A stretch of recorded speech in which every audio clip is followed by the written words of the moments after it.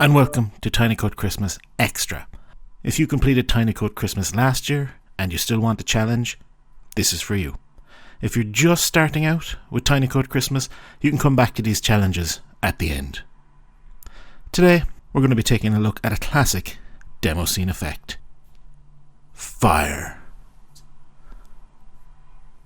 Before we begin, I'd like to thank Mantratronic for his assistance, as this code is based on one of his tiny intros. We're going to begin by clearing the screen, and we're going to do this outside of the tick function. So we'll clear the screen once, and the fire effect is going to propagate from the bottom of the screen up to the top. And we're going to do this by, first off, seeding some random colors at the bottom of the screen. So I'm going to do this as a full screen effect and just lay out the basics of it, and then it's up to you to make the smallest realistic fire that you can in terms of character count, and check the website in case we have some additional challenges as well. So I'm going to set the pixel X and 135 to math.random 16. And if we run this now, we'll see that every frame there is a new bunch of random pixels written to the bottom of the screen.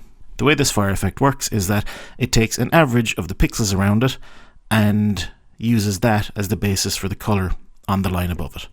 And somehow that makes fire. So what we need to do next is to loop over every pixel.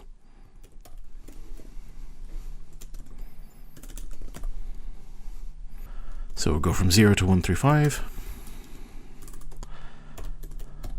and 0 to 239.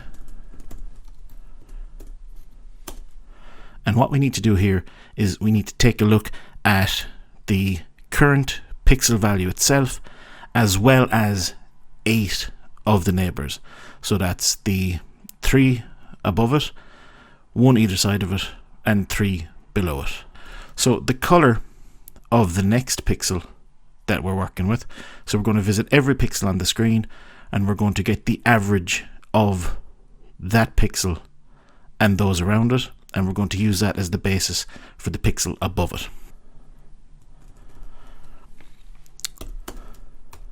Rather than type this out, I'm going to just paste it in here, and you can see basically we're using the pix function to get the color up to the top left, the top right, left, right, bottom left, bottom, and bottom right.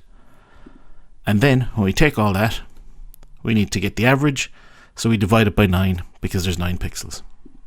And again, we're going to do that for every pixel on the screen, and then we set the pixel above that, so y minus 1, to that color. And when we run the code, we get this fire effect. Now obviously we're limited to the colors that we have available to us with the Sweetie 16 palette, but that's a pretty good fire. If you're tackling this on Pico 8, obviously you'll have to change mat.random to random and pix to pset and pget, but other than that, the code is the same. You will, however, run into performance issues because this is a full screen per pixel effect on the Pico 8, so just reduce the size of your effect and you should be able to get it running at a reasonable frame rate. So let's see how small you can get this effect. Best of luck.